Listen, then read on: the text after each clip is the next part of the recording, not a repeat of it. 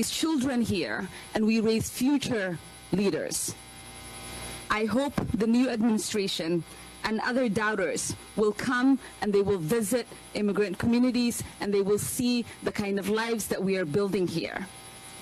I want to offer an opportunity for our new president to come and spend a day with me, to see what it is to be Somali, to be Muslim, and to be a refugee that has gotten the opportunity to have a new life. That is my message. And I hope he takes me up on my offer. Thank you. Thank you. It's tough going after Ilhan. Jailani Hussein, the Executive Director for the Council on American Islamic Relations, Minnesota chapter. And I'm here today to stand with Ilhan and just to say a few words. As it's already been said, every single one of us is an immigrant to this nation, except the Native Americans and the forced immigration of African Americans. Every single person who's here came with a story of immigration, a refugee, seeking a better life.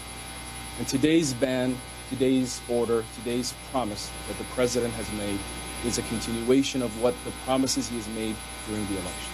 And we saw during that time the rise of anti-Muslim, anti-this, anti-immigration, and Islamophobia has now become a major problem in our society. And today, that ban continues to build upon that Islamophobic principle of framing American Muslims as a threat and showing the world Muslims that America is not a place for them. And that actually goes hand in hand for the propaganda of terrorist organizations across the world. We are giving them enough ammunition to continue to recruit, a challenge that we all are facing and a challenge that we all need to overcome. This ban is something that I think affects all of us, even though it affects people here in Minneapolis who have been waiting for family members to come. We have many people who come every single day to this country.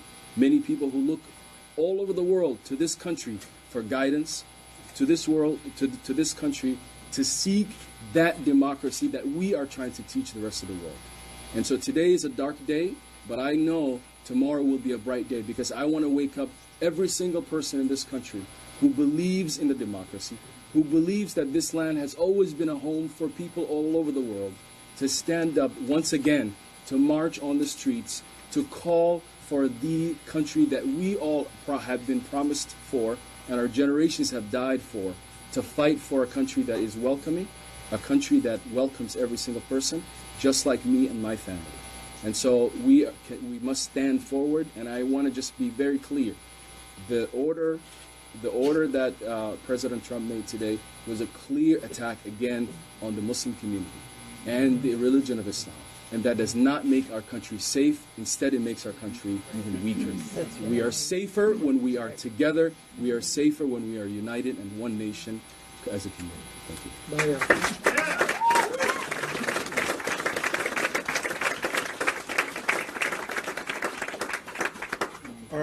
you. Again, our next two speakers are Senator Patricia Torres Ray and Senator Fang He. Good afternoon, and thank you for being here. I want you to take a look at the group that is with me, with us today. This is us. We are together, and we are going to fight together against this. So the proposal from the president today is about building a 2,000-mile wall that will cost taxpayers about $25 billion. And he makes this announcement after he proposes to the nation that millions of Americans will not have access to health care. We refuse to pay for that. We are going to organize against that because we need health care for our families. We need education. We don't need a wall.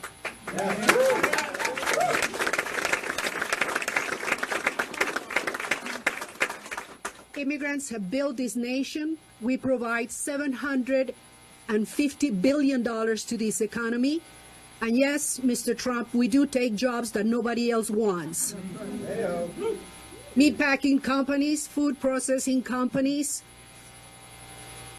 companies that build beautiful homes right now in the winter. Nobody wants to be in the roof building a roof. Immigrants are building those roofs. So we are here to say we are with the immigrant community. We're going to fight for their rights, and we are not going to use taxpayers' dollars to build a wall and to take away benefits, health benefits, education, housing from American people. Thank you.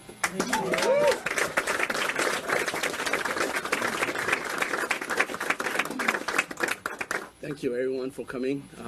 I'm State Senator Fong He. I represent Eastside St. Paul, where it's the home base of immigrant population, whether it's European immigrant or Southeast Asian immigrants, Somali immigrants, or Hispanic immigrant from all over. And I'm proud to represent my district. And what I heard today from the executive orders is very, very upsetting. It is un-American to build a wall. It's not Minnesotan to support that effort. There was no wall when my family and my people, the Hmong people, are sponsored here by Catholic and Lutheran. There was no wall when the Mayflower landed in this country. There wasn't no wall when Columbus lost in South America. You know, and we were the one in 30 years ago, we told Russia to break down the Berlin Wall. Yeah. We were the one. That's good. So today I ask everyone to stand together. Thank you for everybody for being here. I ask our caucus, the Democrat caucus, as well as the Republican, to stand together as strong Minnesotan, to tell our president that do not build that wall. Thank you very much.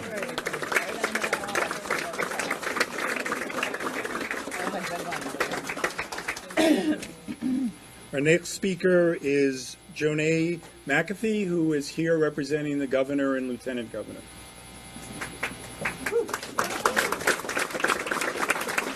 Hi, everyone. As he said, my name is Jonae McAfee. I am a policy advisor to the governor and lieutenant governor. The lieutenant governor sends her regrets she was not able to be here. She's home not feeling well, but did ask me to come and read the following statement.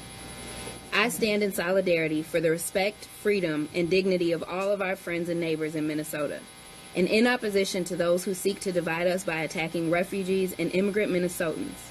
Minnesota communities and our economy are strong because of our history of welcoming immigrants from every continent, nation, and culture.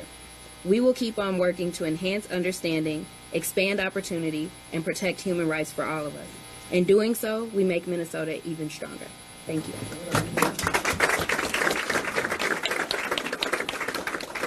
Next, we have a brief statement from Congressman Keith Ellison by Mitra.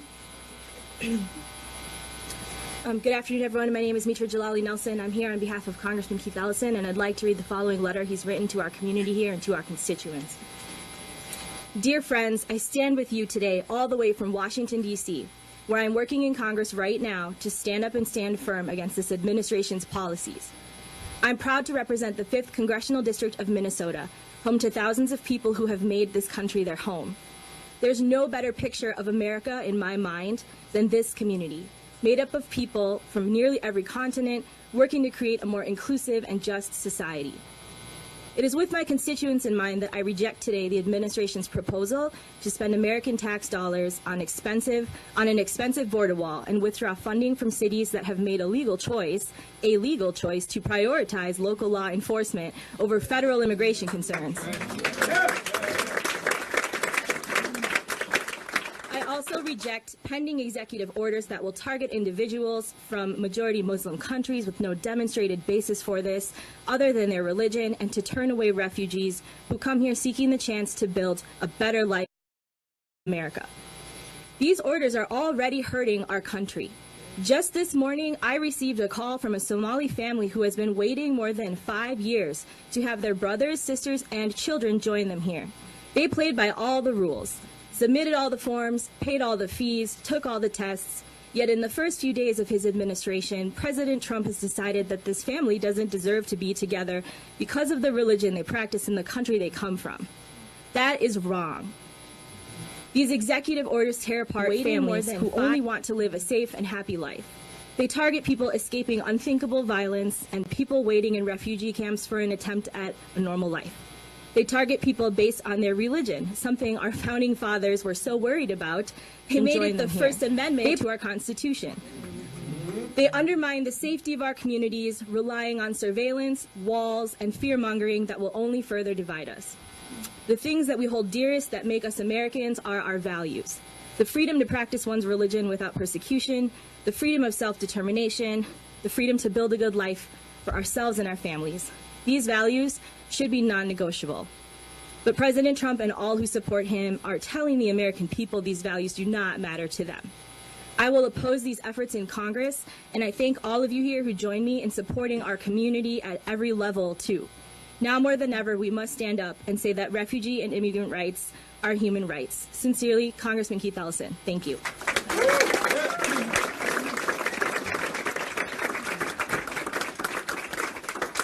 Thank you. We'll now hear from Mayor of Minneapolis, Betsy Hodges.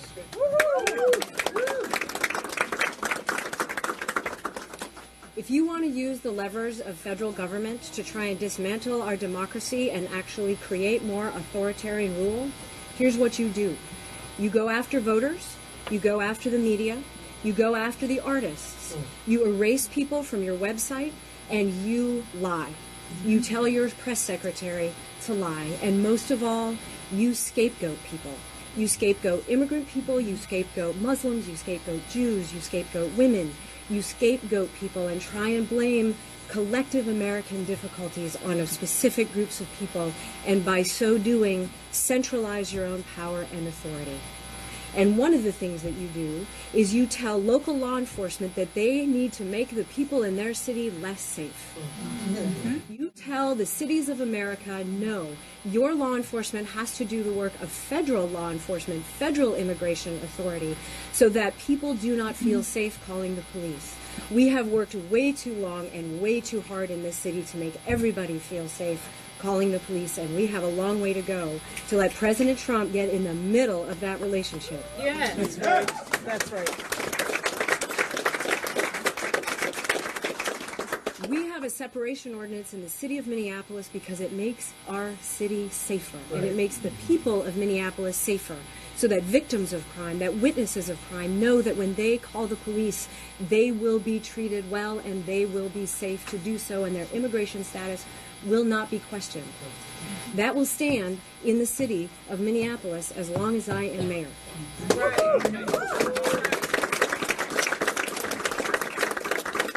Donald Trump is doing his best to try and punish cities who have separation ordinances. I think he just turned his light. Donald Trump is doing his best to punish cities that have separation ordinances by threatening funding to cities. That is a big problem, and we will need to solve it. But it is a bigger problem if our democracy comes tumbling down around our ears, which is what it's in danger of doing if we give in to these kinds of threats. So we will stand strong. And as I stand as mayor, he's going to have to get through me. But part of the reason I can say that is because I know I am not standing alone like this. I've got all these people. I've got an entire city. I've got an entire state standing behind me when I do it. He's going to have to get through all of us. That's why we're here today. Thank you.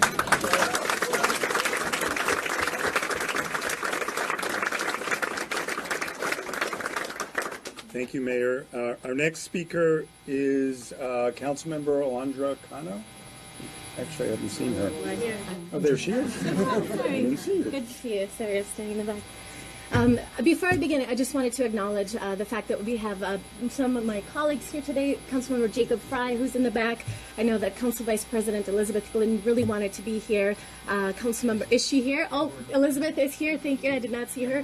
Councilmember Cam Gordon, it sounds like he is in the room, and I know that Councilmember Lisa Goodman also sends her solidarity. The timing issues were a little tricky today. So my name is Alondra Cano, and as the daughter of undocumented immigrant people, as the daughter of meatpacking factory workers from rural Minnesota, and as the first Mexican American to be elected to the Minneapolis City Council, I have a message for the President of the United States. You can take the money, you will never take our people.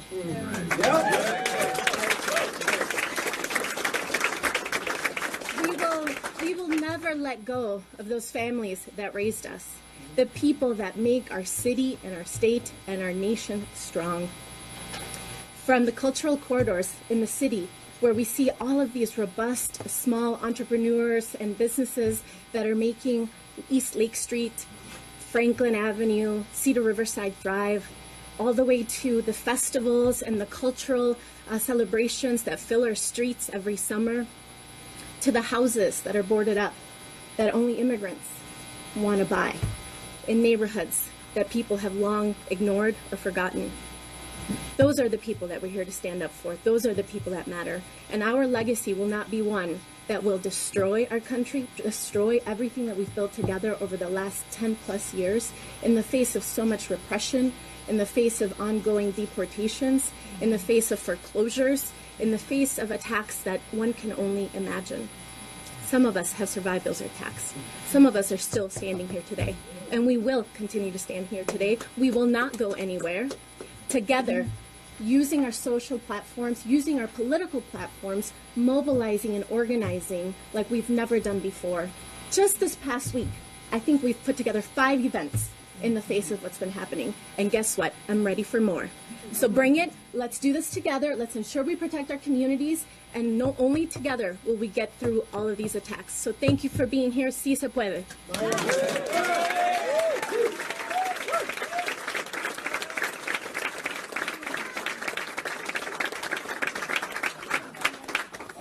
Thank you. Our next speaker is Reverend Jan Eller Isaacs from Unitarian Church. I speak here as one humble representative of the faith community in the state of Minnesota who want to stand and welcome all strangers, because at the heart of every major religion is the adage that we must care for and welcome the stranger, every major religion.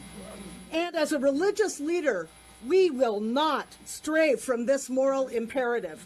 We will welcome the holy strangers into our sanctuaries. We will care for their families, especially their children. And we will support our cities and our towns who continue to be sanctuary cities. We will strive to do unto others as we would have others do unto us. And I ask the President, do you remember the terror of the Holocaust, of drawing lines in the sand where we created others, evil others? Do you remember? Do you remember the marriage equality where we drew lines in the sand and we fought against it? And we said all are welcome in this state. And I stand here as a religious leader saying all are welcome in our state.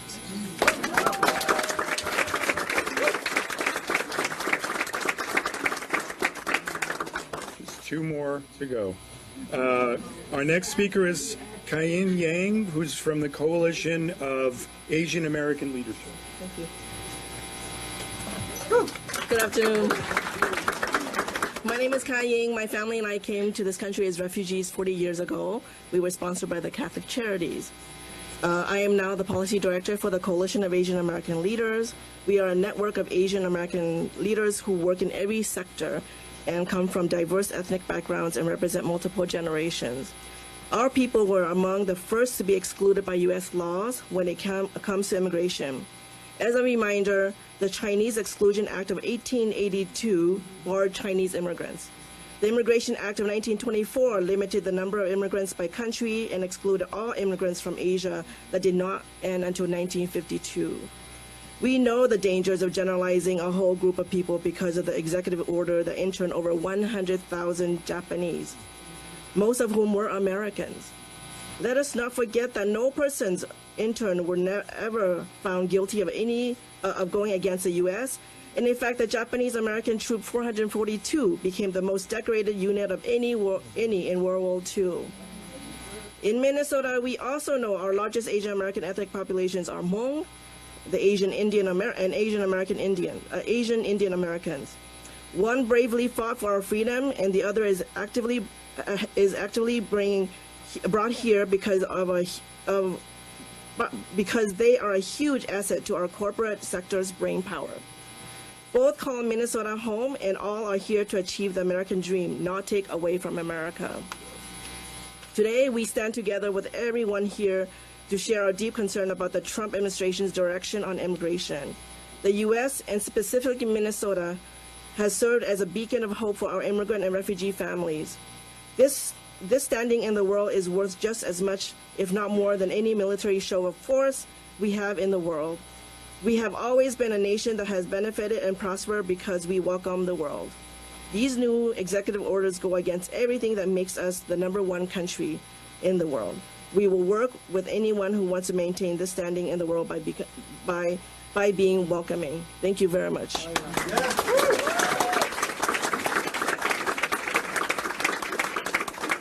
Our last speaker is Representative Rod Hamilton.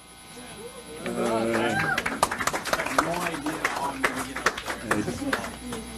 ahead. Can you hear me all right from here?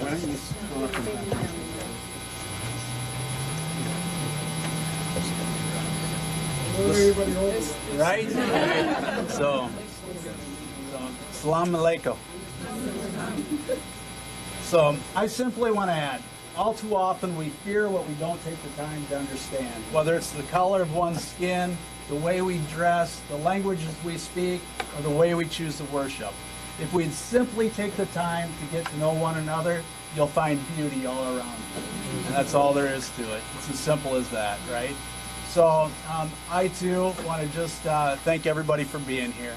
And I represent a very diverse community down in the city of Worthington, and it's beautiful. It's absolutely beautiful, right?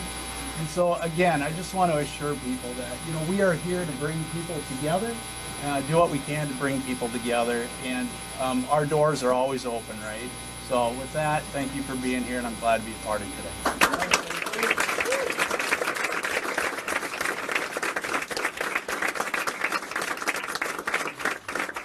So again, I want to thank everyone for coming. We can take some questions. I just want to say that we all learned about alternative facts this week. So I have an alternative fact for President Trump. Try coming here and trying to make us do what your executive orders say. We're not listening. That's our alternative fact. Questions from the media? Thank you very much.